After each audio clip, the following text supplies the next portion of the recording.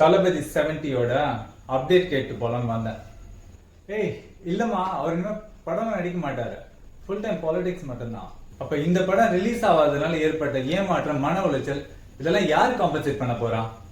You don't worry, அந்த படம் கண்டிப்பா ரிலீஸ் ஆயிடும். அது எங்களுக்கும் தெரியும், நாங்களும் போய் பார்க்க தான் போறோம்.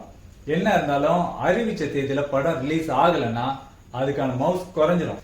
டிலேட் ரிலீஸ்ல பரபரப்பு இருக்காதுங்க. தலைவா, உதயா, இதெல்லாம் உங்களுக்கு ஞாபகம் இல்லையா? ஏய், அவர் படம் நடிக்க மாட்டாரு, போய் ஒரு வேலை இருந்தா பாருங்க. அதை சொல்றதுக்கு நீங்க யாரு? இப்படி தனிச்சையா முடிவு பண்ற உரிமையை உங்களுக்கு யாரு கொடுத்தது?